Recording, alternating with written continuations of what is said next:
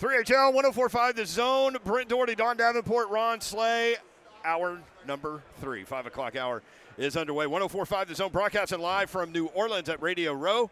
You can tune in each day, today, Thursday, Friday, and hear incredible guests like this guy, Trey Wingo, joining us now. Radio Row coverage presented by Rude, who is proud to partner locally with Roscoe Brown. Trey Wingo, broadcast legend. What's up, man?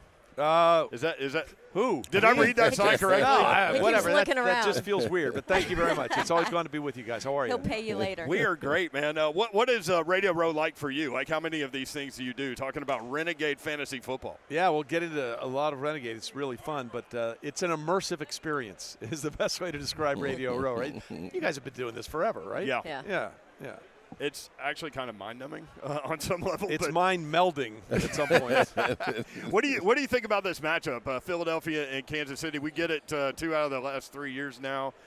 Do you kind of feel a sense from fans across the country that maybe they're tired of Kansas City, or do they want to see the history? Yeah, just a little bit.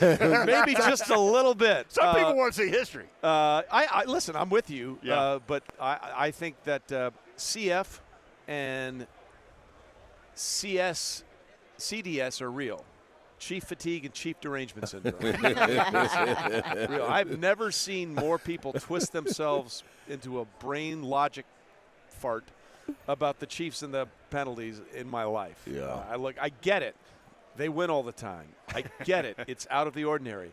But here's what everyone needs to understand. And I say this with all due respect. NFL refs are terrible. They are not good at their job. They're not. And you see that more often in Chiefs games because, wait for it, you see more Chiefs games. Right. Okay? Right. The Chiefs this year regular season, the Chiefs played on Sunday, Monday, Wednesday, Thursday, Friday, and Saturday. The only day of the week they didn't play a game was Tuesday. Okay? Which means they are in every primetime window, every national window that they could be in because the NFL knows that they draw. That does not mean the NFL thinks they should help them win. And I can debunk this very easily on a couple of ones. Let's just go through one of the more egregious ones in week 2. 4th and 16 against the Bengals. They don't get the pass. It's pass interference. It was blatant pass interference. Right. Blatant pass. He ran through the receiver. So and by the way, why was it 4th and 16? On the previous play, it was 4th and 6. They converted to Travis Kelce, but they called holding on the Chiefs. So if you want the Chiefs to win, why would you call a 4th and 6 conversion back and make it 4th and 16? Doesn't make sense. Helps the story, Trey. Exactly. Okay, now let's go to the one that has everybody crazy, which is the Texans game. The guy that called the first roughing the passer penalty is the back judge. That's his job. He stands behind the quarterback. Now, what he sees is Willie Anderson Jr. leading with the crown of his helmet and Patrick's head go back. Now, did Patrick's head go back because of forcible contact or graze, or was he avoiding getting headbutted? Anytime the ref sees that, he's going to throw the flag. Now, you can say it should be reviewable, and I'm with you 100%. Right. 100%. And the second one was just a bad call. But if you want to win that game, Houston, maybe you don't have 8 sacks. Yeah. Maybe you don't miss 4 kicks in the game. Maybe you don't give up a 65-yard kick return to start the game. Get out of here with that garbage. Get out of here. Spot on. Well, it's also what they do with those penalties. Like, they take advantage of opportunity, right? Like a good team does. That's right. Like 11 one-score games, too. Yeah, 17 in a row, including last season in the playoffs. Obliterating the record set by the Patriots at 13. And, oh, by the way, what did we say about the Patriots? God, they're just getting away with everything. Yep. Everybody hated them, too. Yeah. Trey Wingo with us. Tell us about Renegade Fantasy Football. What do you got going there? Well, it's basically fantasy football the way you would play real football, okay? Like, I'm sure you guys all play fantasy, right? Mm-hmm. You got a big matchup this week, and your starting running back is Brian Robinson Jr. Oh, he twists his ankle in the first quarter. Well, you're screwed, right? Well, in real football, you put in another player to replace Brian Robinson. But in fantasy football, you're not allowed to do that. Yeah. With the Renegade app, you can. You can just say, I'm going to put another player in the game. It's not, sorry, your roster's locked, you can't make any changes. Why should you not be allowed to make changes? Like, that's what football is. You have to adapt. So the Renegade app allows you to substitute when a player gets injured. And maybe that substitute player is not going to give you the numbers that Robinson did, but it's going to keep you in the game long enough that your other superstars can potentially win that matchup for you. So the other thing we do is we give you what's called a second chance draft. 95% of the first pick in this year's drafts, I'm sure, was Christian McCaffrey. We didn't find out until 2 days before the start of the season he wasn't going to play in the Week 1 game. And they didn't play 7 weeks. So if you drafted him number 1 overall and there are no running backs, you're done.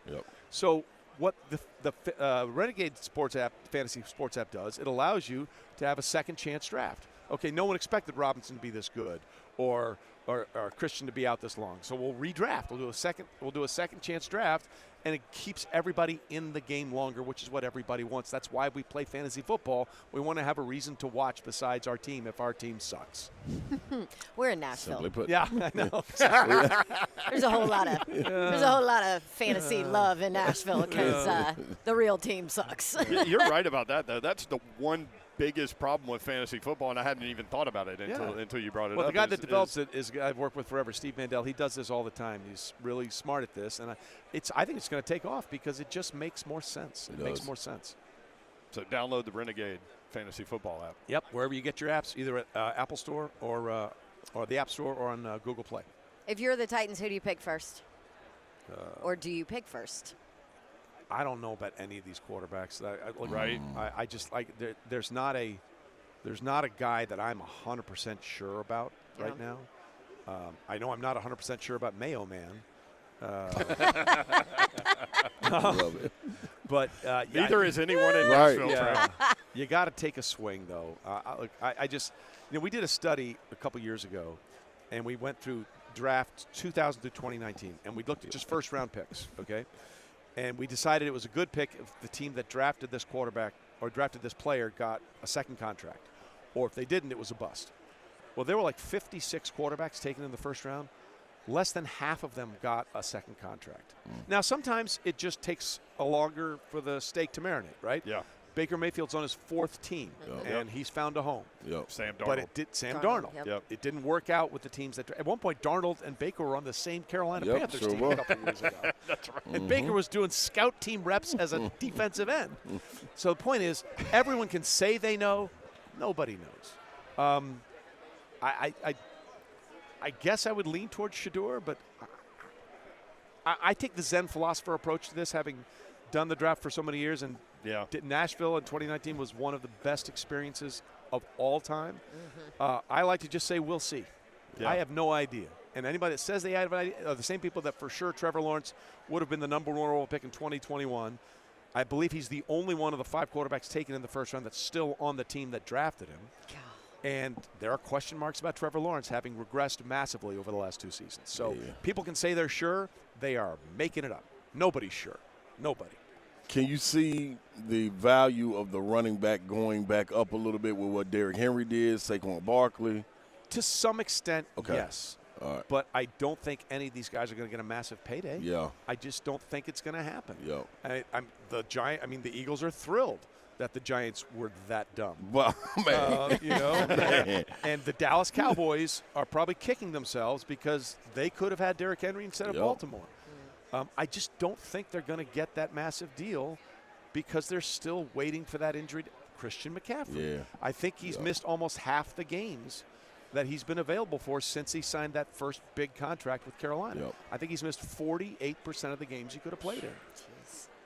It's still a risk. It's still a risk. Trey Wingo with us. Speaking of the Nashville draft, having covered the sport forever, how surprised were you when you were in that world that weekend and what Nashville did and how big that was? It was phenomenal. Like, I had more fun that week than almost anywhere. And the next year, it was supposed to be in Vegas, and we had to do the COVID draft, and that was a different challenge. But Nashville was fantastic. My favorite thing, 2 quick stories. My favorite thing was all the young ladies that had their bachelorette parties planned for that weekend. Yep. And did not understand that the draft sort of takes over the entire town. And the local news reports, I can't get to any of the places I want to go. Well, maybe you should have checked the calendar. Doggone draft. Okay? And then the other thing, which is a great story. By the way, we call them the Woo Girls. Yes. in Nashville. Yeah, they were just broken. They were broken. Yeah, they were okay? broken. The other great story that nobody knows is that the weather was supposed to be terrible for that first night. Thunderstorms, electric. We had a whole plan to abandon the stage at the end of Rock Bottom on Broadway, take the draft picks in school buses to a safe location, get us off that stage, had a substitute set ready to go in one of the restaurants downtown until we could get there and resume the draft if the electrical storms had come through. Really? Wow. And the NFL has a golden horseshoe shoved up its butt because we got sprinkles and that's it. Yeah. They were expecting thunderbolts and lightning, very, very frightening, and it never happened. I didn't even remember that. Yeah. Wow. Dope. Yeah, I was on the roof. It's time to bring it back. We need everything in Yes, we Nashville. do. It's time for a Super Bowl. I don't know if there, you too, know now. this. We New think we stadium's deserve coming. all of the events. Nash Vegas would be great for a Super Bowl. Love it. Absolutely. I would go there in a heartbeat. Yeah. 100%. Trey Wingo, download Renegade Fantasy from the App Store and Google Play today. Thank you, Trey. Always good to see you. You man. got it, guys. Always a pleasure. All right. There you go. Trey Wingo, 3HL. More next, 104.5 The Zone.